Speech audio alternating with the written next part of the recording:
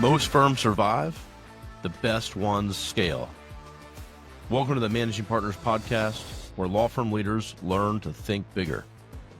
I'm Kevin Daisy. Let's jump in. What's up, everyone? Thank you for tuning in. As always, I got my good friend, Gary Sarner, on the show. If you don't know Gary, you've been hiding under a rock. ROI360 Plus. Gary, what's up, man? Welcome to the show. Kevin, it is so awesome to see your face. We get to chat every now and then and social media every day, but thank you for having me back on. It's an honor. I think you've been on this is the third time on the show, right? I think so. Well, second with me. You were on my business partner years ago. Yes, Yeah. Correct. Technically three. I'll take it because you guys do amazing things out there for the world, for your communities, and for all the law firms that we both get to touch. And I know that you are probably as grateful as I am. 100%, man. I appreciate that too. Yeah, I mean, Gary, no one's more passionate about what he does than Gary. And so love seeing it. Love seeing you on social. Pretty much every morning I'll get my coffee and I'll open up Facebook or something. And there's Gary telling me have a great day. Make today great. Every morning. We're only given, so why not make it great? Absolutely. You wake up. That should be a good day. You know, it's funny. I had a weird dream, and you look to me like the kind of guy that would want to drive around in a golf cart with orange seats. No, why would you think that? Okay, the jig's up. I got a golf cart. You want to cruise the neighborhood in style. Riding a bike's not always the most fun. So I got a golf cart. Did you put a cool stereo system in it? Oh, dude, this thing is loaded. It's got a full stereo system, light show system, cruise control in a golf cart. What? Wow. Yeah. Well, Yeah. One day I'm going to make the big time too, and I'll be able to drive around in a golf cart. Well, you need to stop buying $1,000 shirts. Would be a good start. You want to see this one? Yeah, let's see it. Man, that thing's awesome. Where do you get these shirts? Robert Graham. I remember you telling me the brand before. I couldn't remember. I think we probably talked about this, but when I went to my first conference, my better half, Aleda, said to me, how are you going to stand out? How are you going to meet people? I knew one person going there. And I said, I'm going to sit at the bar and drink seltzer water and buy everybody else tequila. She's like, you're a fucking idiot. Know me. And she literally took me to this store, and I dressed in slacks, sport coat, white or blue shirt every day of my career. I was glad when the ties went away. And she takes me into Robert Graham, and I'm like, I am not dressing up like a clown. I refuse. Once in your life, just listen. I was like, okay, I'm going to listen.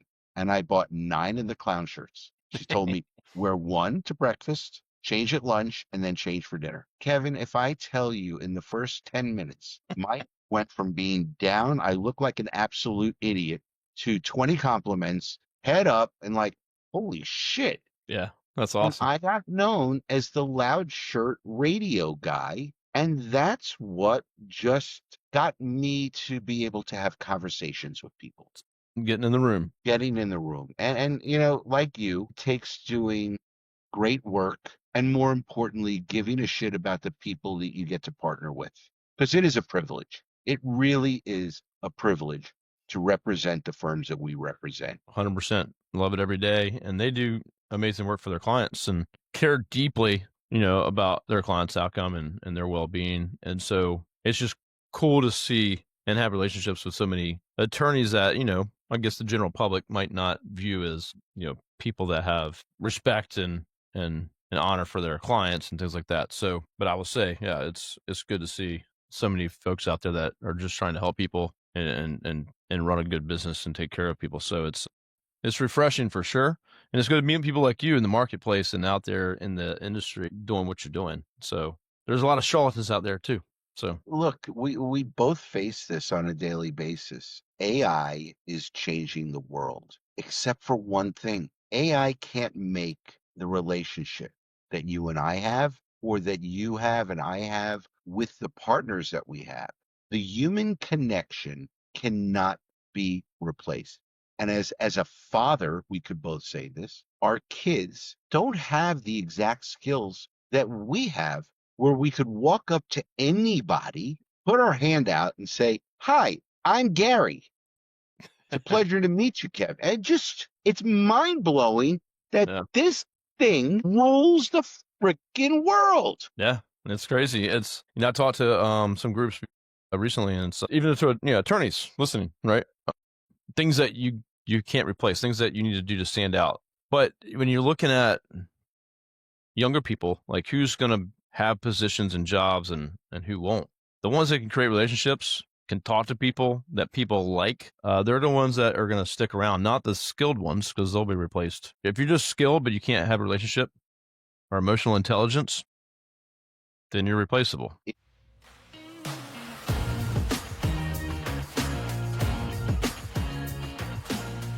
Thank you for tuning into the show today. I have taken things to the next level, and I've started the Managing Partners Mastermind. We're a peer group of owners looking for connection, clarity, and growth strategies. So if you're looking to grow your law firm and not do it alone, please consider joining the group. Spots are limited, so I ask for anyone to reach out to me directly through LinkedIn, and we can set up a one-on-one call to make sure it's a fit. Now back to the show. I was watching on CNBC yesterday. They were talking about robotics and AI, and that's coming. Sure. Yeah. But there are so many people for the next 10, 12, 15 years where tradesmen are going to make such a difference and really stand out in our society. But AI is taking over a lot of things. It cannot replace the human touch, the human feeling. You could tell when somebody's using AI in their emails, their social media. And look, I've done it. I try and change it up a bit, but man, it's so damn easy. It is. Yeah, and we're all leveraging AI. I think it's be dumb not to see how it's going to help you or make you more efficient. Lawyers are using it. Law firms are using it. I called a law firm the other day. It's a client of mine, or potential client of mine. Sorry. Person answered the phone. Very nice. Got me to the person I needed to get to. They're a prospect. Called them the next day for something and got AI, 100% AI answer that you had to talk through. And, like you knew it was AI for sure. It still got me to where I wanted to go, but did I feel as good about it? Could I have a laugh or shoot the shit with the person on the phone? No, not really. It's not a real person. So I think there's a point to where it's too much at this moment. It will get better. But I think for the law firms out there too, it's like, where are you using it, and what's where you're like, no, I'm not gonna go that far. Jason Hennessy recently was like, he said, I would not have a AI answering service at this moment. Hire real people that have empathy and that can talk to people. So we are in the legal marketing, yet we understand how law firms work better than 99% of the people out there. When somebody actually makes a call to a law firm, that is the hardest phone call they're making in their life. Because other than the few things that are happy to hire a lawyer for, like buying a piece of real estate, or maybe if you sell your business, everything else sucks. Yeah. You do not want to call a lawyer for most things. And if you don't feel good from the moment the phone is answered, you're going to have a tough time acquiring that person who went out of their way to pick up the phone and call your firm. Talking about interesting things on television, and I don't remember some of the words, but they're adding new terms and words to the dictionary because they're what the young people are saying today. The host on television was really disappointed with the addition of some of these words. And I'm sure this will make you laugh. What word from the 90s do you remember when you greeted somebody? What would you say? What's up? What's up? What's up? Like from the Scream movies. What was that from? Scary Movie. But that became a phrase that was popular for about a year and a half. Yet today, because of the phones again and AI, they're actually adding some of these ridiculous words to a dictionary. That's crazy. So yeah, I got a couple of good laughs from that the other day. Well, back to acquiring a client, right? Well, you're acquiring someone that needs the help, right? So I think a lot of these lawyers are like, "I'm the best. We're the best. We're the best." But if you don't align with the customer finding you, they're gonna hire someone else. So it doesn't really matter if you're the best. How much do they pay? Gary, TV, us, SEO, marketing, PPC, brand. How many years have they spent building their brand? How much have you paid to get that one phone call to where you're gonna screw it up with cutting corners, right? It's every business, every potential client, partner, prospect matters. And I had 6 or 7 conversations this week with firms where we discussed referral business that comes in. And when we speak to our partners or our prospects, everybody talks about the big truck cases, the commercial cases, the $1 million, the 7-figure, 8-figure cases. I said, okay, we all want the firms we work with to get those. We don't really want people getting hurt, but it's going to happen. But I said, have you ever really dove deep into your referrals of big cases? Some yes, some no. But here's the interesting thing. If you treat the 10-20 client exactly the same as the 7 or 8-figure client, you're going to get more referrals from the 10-20 year after year after year than the person who went through the catastrophic stuff, even if you handled them both like gold. And a couple of these firms actually track it, and they said it is spot on. The better we do with our low-level clients in terms of fee and insurance, the better we do with referrals. It's a numbers No game. different in our space. We have partners that generate a lot of revenue, and we have partners that generate a smaller amount of revenue, but they are equally as important to the businesses that we run. And oh, by the way, that small partner probably knows a large potential partner. If we make our partnerships with the law firms we get to work with business first, get it done right, have a personal relationship where you actually give a shit about the people that you're doing business with, they are going to refer us no different than their clients are referring them. And it is a cycle and a circle that will continue to keep giving if we all do what's right. And it's not hard. I have another brand that I love now. And it's interesting, with the shirts that you brought up earlier. In Chicago, I took it out and wore it to the conference rather than putting on the clown outfit. And all it said was, be a good person. Get a And lot if of I response. tell you, every person that I walked by and made eye contact with, and like you, I make eye contact with everybody. It's a curse. Everybody said that is a spectacular message. And as parents, we raise our children to be the best at whatever they want to be. But we hope and work that we set a great example for them to be good people. Yeah. Way more I important got than how successful. a lot of guilt of not being around as much the house due to working like a dog. And my schedule. I'm up at 3:30 in the morning and in bed by 9. But there's a lot of things that I missed that I'm guilty of. But the love, compassion, and teaching never left. Go make mistakes. There's only a couple that are really, really bad. And if you don't make those, you'll learn and be better. Yeah, I see all the posts with your kids, and looks like you did a good job.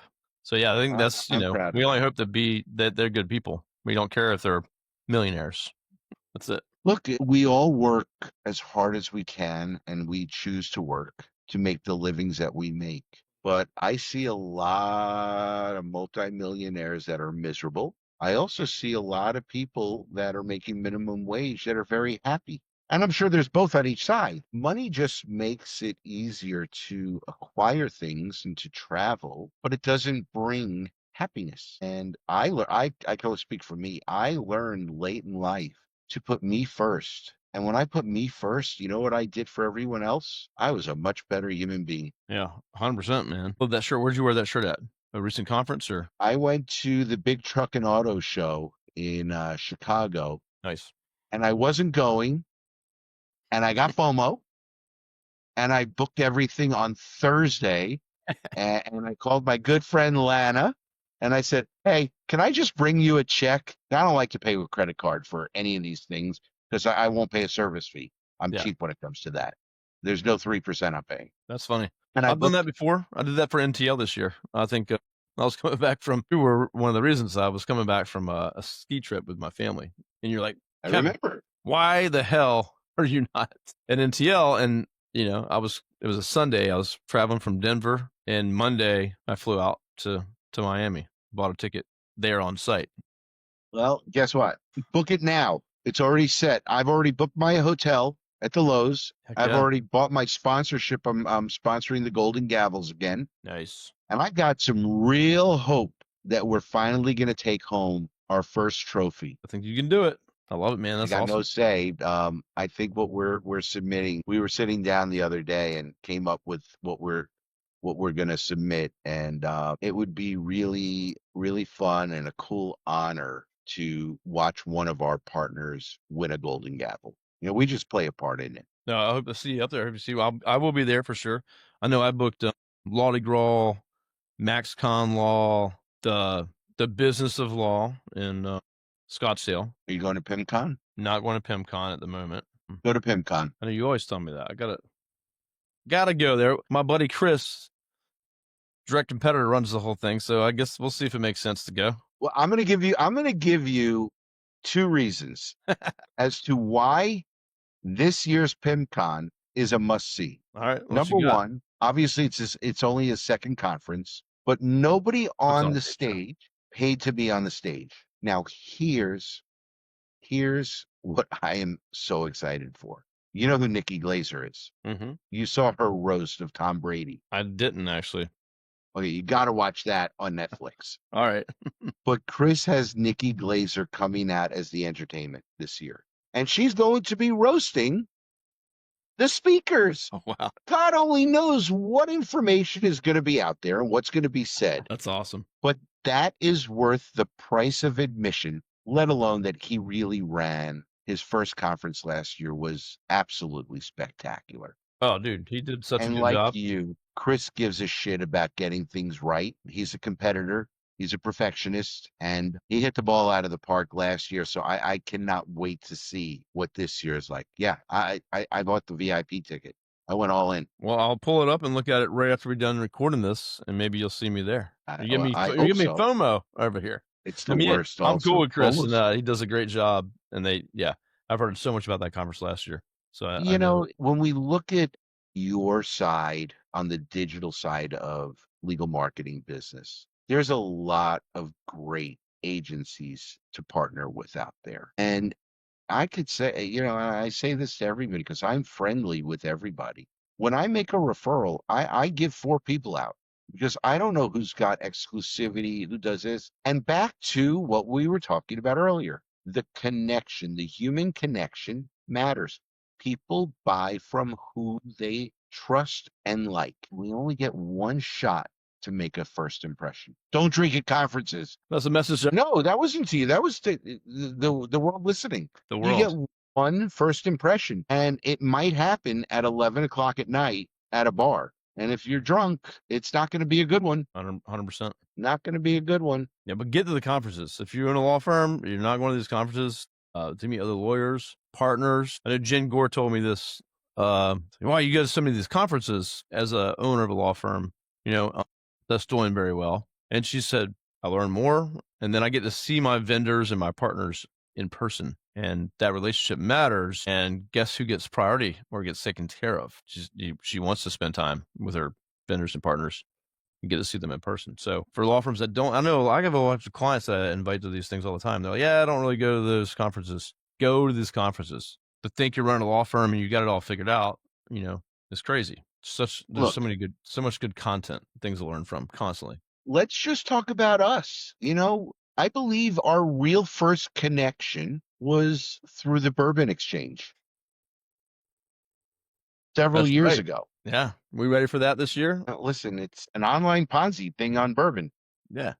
Sometimes you win, sometimes you lose. We got to start teasing it, Gary. We got to start teasing it. Well, I'm going on Bourbon of Proof in November in New York. All right. So that first year when you and I connected on it, Bob Simon played a he was involved. So he was right under me. Well, I got 80 something bottles that year because anybody Bob touched about bourbon wanted to send something. Yeah. I was going to say that was your strategy right there for sure. And unfortunately last year Bob did not participate, but I'm hoping that in 2025 we will get Mr. Simon and Morrow to participate. Look, and their podcast is amazing. It's very different. And these are all unique. And I'm just so grateful to be on with you and to get to be on all of these to just share who we are as people. I think that we're all respected in what we do, but this gives the opportunity to make a connection before a conference. Another reason to go to a conference. Somebody's going to watch this podcast today and say, I want to meet Kevin. I want to meet Gary. And that's important. And it might be random. We are out there soliciting them. We are fortunate and lucky when we are referred to a law firm. But most of the time, we are the one doing the outreach. And if you don't get a cell phone number, good luck getting a lawyer on the phone in their office. Any business owner today. Here's my email. My assistant will get back to you. Yeah, right. Now, I'm curious. Do you have an in-office phone system? Very basic one. Yes. Mainline runs to cell phones. Okay. So we use Office at Hand, which gives everybody a specific number for their cell phone. Yep. But inevitably, people give out their cell phone numbers here at ROI, and you get my cell phone every time. That's it. Everybody's got to have your cell phone. Yeah. Well, to back up real quick, like with this podcast, why it's awesome every once in a while. I'll go to a conference. The coolest thing is when someone walks up and goes, I listen to your podcast, and I don't know who they are. And that could happen across any, just Gary being on social media, posting everybody. Hey, Gary, I know you because I see you on my Facebook, or I see your stories on Instagram. Have a good day. Just that's exciting when someone walks up and says, I don't know you, but I'd like to meet you. That's stuff. I agree with you, and I can only speak for me. I take every call that comes in, and I want to speak to every sole proprietor out there who's busting their ass to make it happen. And inevitably, John Morgan comes up. And everybody aspires to be like Morgan and Morgan. And what's really interesting about John and Dan, who I'm friendly with, they'll give you their playbook. They'll tell you exactly what needs to happen. But you have to remember one thing. They've been doing it for 40 years. They didn't come out of the gate all over the place. It's not easy to build a brand. It takes a huge investment. And more important, where I am seeing some differences in the conversations, great legal work matters so much more today than it ever did. And you've got more law firms marketing. We had this conversation with a couple of law firms the other day, and I'm going to make numbers up just to make it easy. If you were acquiring 100 cases a month with an average fee of $10,000, let's just keep it simple, and you start a new marketing channel. I don't care if it's radio, if it's TV, if it's billboards, if it's digital, pay-per-click, whatever it is. You make this investment and you only go up 10 cases. Your cost per acquisition went up, not down. Now, granted, it's going to take time to acquire a lot. But what if you're getting a better type of clientele? You're actually doing better legal work for them, and your average fee tripled. Would you rather have 110 at 30,000 or 135 at 20,000? I didn't do the math real quick here. 110. 110 30 is going to be better than 120 at 20. And no, you don't have control as to what's on the other side, but you do have control within your law firm as to how you run it, how you demand policy limits, how you don't accept lowball offers, Yep. and how you pay your lawyers really makes a big difference. There are some firms that pay on commission only, and their average fee gets squeezed because if Johnny the lawyer wants to buy a Porsche this month, he might settle 15 cases, or she may settle 15 cases. So the commission's there to go pay cash for the versus a salary plus a smaller commission and giving incentives for hitting policy limits, Mm-hmm. going to trial, getting the right settlements. So all of that plays a part in the end result of how a law firm goes. Now, watch this. This is one of my favorites. How many law firms do you guys work with? 100 plus. Okay.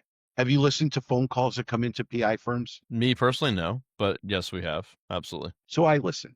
So let's talk about a firm that has 4 lawyers, 10 lawyers, and 50 lawyers. And I've listened to calls from all three of those. Do you know that the potential client, never asks this one question? You ready? Who's your best lawyer? Because you know who they think they're hiring? Our best lawyer.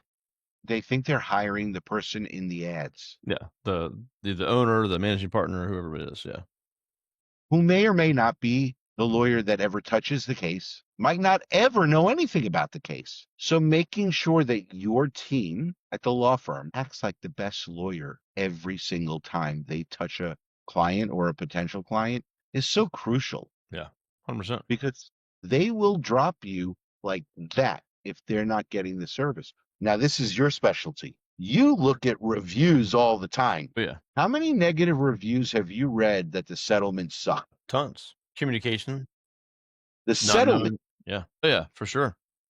The settlement? No. Were you saying that the settlement sucked? How many bad reviews have you seen out there that were about the settlement sucking versus a bad review that the service sucked? Always the service and the communication every Okay, single so time. that was Didn't my know what point. was going on.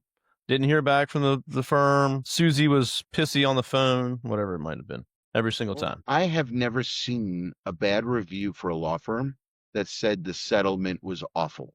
The legal work sucked. But we have seen countless bad reviews over service. And again, it's not hard to give good service to people. You just have to have people that care and give a shit. Now, you work a lot with people's intake departments. What are the 2 words that you hear more than anything that an intake department has to have? Said 2 words that I hear more. That the intake person has to be what or what? Empathetic and I don't know. I'm drawing a Sympathy blank. and empathy. Sympathy and empathy. Sympathy and empathy.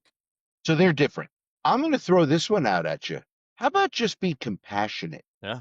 Give a damn. Because asking questions about the client and caring is more important to them than what's your name? What's your email? If we get disconnected, how do I get back to you? All this bullshit Do you have medical bills? versus, hey, Kevin, I am so sorry you went through this. I want you to know here at 360 Plus, we have worked on thousands of cases like yours. But I want you to understand one thing. Yours is unique because it's you, and you're going to be treated that way from beginning to end. My God, doesn't that just bring the wall down? I love it. I'd hire you.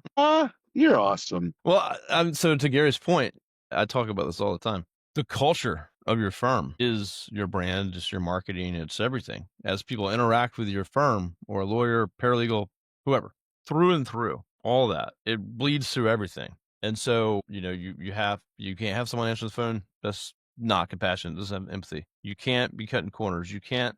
You got to just do all these things right. But it's back to what you were saying earlier, how you handle the small cases, right? Matt, just think about every single lead that comes through that signs up as a case is always going to be a review, 5-star, and is going to give you a referral. What is that worth? Now think about the hundreds of leads or thousands that you might be coming across each day. And I always hear these firms talking about, well, we don't want soft tissue, or we don't want this, or we don't want this. We want the big truck case. We want the big stuff. Taking care of the little ones and figuring that out at scale is going to lead to much more business, reviews, referrals. I'm gonna name drop right now. I was on the phone for an hour Tuesday afternoon with Larry Nussbaum out of Boston. And we were just talking about where the business began and where it is today.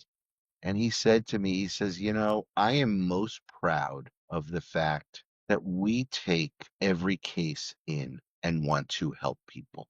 Now, look, we all have selfish reasons in our businesses because we do want those referrals. But you know what? You may lose a little bit on these smaller cases because of the staff that you have to have, so on and so forth. Yeah.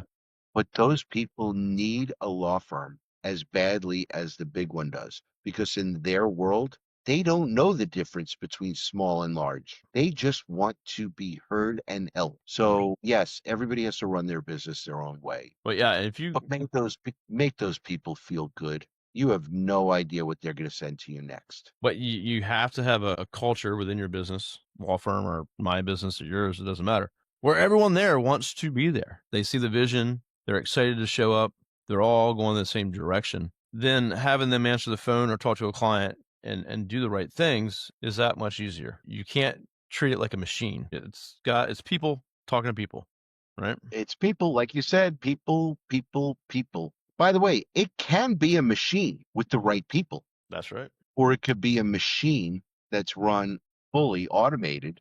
And I don't know that it has the same success. Agreed. It's all about the people. And no matter how far AI goes, the winners will be the ones that have the good people at the Well, end of the day. all I could say is the world needs more good people like Kevin Daisy. Oh Lord. Here's a story. My son, talking about kids earlier. He's always just he likes to be a pain. And I got a daughter, younger daughter, older son. He's just usually a pain trying to make my daughter mad or whatever. So that's in the household, right? He's very creative. He's talented, all those good things, but sometimes you want to just strangle him. But when I hear him go out to other people's houses or at a community event or at school, everyone tells me how amazing my son is, how compassionate he is, how courteous he is, respectful. And I'm like, are you talking about the same kid? And me and my wife are both on the same page. I'd rather him be a pain in the ass of the house and good out in the world any day. And so we'll just deal with it. But again, it's we've both had arguments and said things to the people we love the most, our spouse, our children. Things we would never say outside of the house. Yet the people we love the most, we can argue the hardest with. And it's an amazing dynamic as to how that works versus saying, I'm not going to have these arguments at home. I mean, I prefer to not have any ever anywhere, Yeah. but how old are your kids? 14, 11. Okay. So you're at that rambunctious age. Yeah. They'll push the One's going to high envelope. school and one's going to middle school. So they're going to push the envelope at home a little bit more. I'm sure. My kids are older, 32 to 21. And I'm going to throw this out at you. You understood your parents and the things that they did far better the moment your son was born than you did the day before he was born. 100%. Our children are going to have the exact same thing happen to them. And you are going to see, unfortunately, some ugly conversations that will happen with your teenagers, whether it's between them or with you and your wife. But I could promise you this, those come back around full circle. Your daughter's 11. Will she Mhm. still sit on your lap? No, sir. She's about to be That 12. hurts. That hurts, though, right? That hurts. So they'll give It me a comes hug back. and go to daddy-daughter dinner once a year. Well, I still kiss my kids hello and goodbye, my son too, every time I see him. And it's far less frequent than you get to see your children because mine are all out of Gone. college. Well, almost out of college. So, it's important. Now I play pickleball with my son on the weekends, trying to get my girls involved, but it's too hot for them. Well, you're down in Florida. It's hot all the time. There's a reason we're here. I don't want your winter. Yeah, well, it's hot up here in Virginia, but it'll get cold quick. So it's on the way. On the way, Gary. Well, No, Gary, I man, need I to. appreciate you always on the show, just talking real talk. I guess the moral of the story, it's all about people and relationships and No you know, sales pitch. no pitching, no sales. Yeah, I don't sell. Not really one to do that. Show up yourself. Meet people. You don't have Here, to talk about what you do. again, I think that the name of this episode should actually be people. matter. But I'm grateful to be your friend. I'm grateful that you have a platform that I could join on, and I am excited for you to buy your PimCon ticket because I want to see you out in Phoenix. Well, I will go look it up. I'll message Chris himself and tell him. Now that's how you get. Damn right, I'm buying the ticket. I don't need to get a ticket. By the Yeah, way, since no. we gave Chris and Jason some kudos here today. I heard about your golf cart from Jason. I had a conversation with him this morning. I talked to Jason yesterday. He's actually coming to the podcast next week after this recording. He told me. Yeah. So we're gonna talk about some fun stuff, and yeah, no problem having every competitor I have is welcome on the show. Wait a minute. You know what? Why don't you guys talk about technical SEO and really get everybody excited? Yeah. I told him, I was like, let's not talk about SEO at all. He's like, yeah, that's fine. It's like, we're going to talk about business and people. Well, I'm going to give you an interesting fun fact, which I'm sure you know. Jason just became a grandfather. I saw his post on that. That's awesome. I got a little ways for that to happen. He's got 3 great kids. I know them all personally. It'll be a fun episode to listen to you two chat it up. Yeah, I reached out and said, hey, would you come on the podcast? He said, absolutely. So, yeah, we chatted yesterday, and I was helping him try to find a good golf cart to get to for his new neighborhood that he just moved into. So, yeah, I talk to Jason all the time, friends with all these folks on Facebook and LinkedIn, and every competitor of mine, I've had many of them on the show, and happy to do that. And there's plenty of work out there for all of us. Some clients, some law firms are a fit, some are not. Some have exclusivity, some don't. Just how they're trying to help, as many as we can, but we're not always the right fit for everybody. No, we're not. It's good to have. So I'm going to ask you my favorite question. You ready? Throw it at me. Turning it around on you. You get to see one concert the rest of your life, living or dead band, artist. Who are you going to see? And then you get to pick anywhere in the world to see the show. Who and where? Actually, it was a show that happened recently, which I didn't take advantage of participating in. And it was Metallica. They played at Lane Stadium, which is Virginia Tech's stadium. And that's the only time that'll ever happen again. And I had lots of friends that went, and me and my wife didn't secure tickets, but if I could get that repeated, that'd be pretty awesome to be able to go. Okay. So here's what I'm going to say to you. After you call Chris, go on this thing called Google and see where Metallica's playing next and buy the tickets and go to the show. You got me spending a lot of money today, Gary. But First, I'm going to say you'd be investing money. One is business related. One is relationship related. And both deserve the biggest investments in the world. Amen, buddy. Thank you gotta go do things. Yeah, that would be awesome. I'm gonna do both. I'll Google that and I will look at the PIMCOM dates to see if I can be there. If I can, done deal. Well, I'm excited to actually see you in person and give you that hug and have a bourbon with you. You're going to be at Mardi Gras too? I am at Mardi Gras. I'm at PIMCon, and I'm contemplating business of law. I don't like the fact that it's 3 trips in a row, West Coast. Yeah. I did just book Garrett. I think you met Garrett, my director of sales. Yeah, Garrett's awesome. He's going to Fireproof in September. I was looking at going to that too.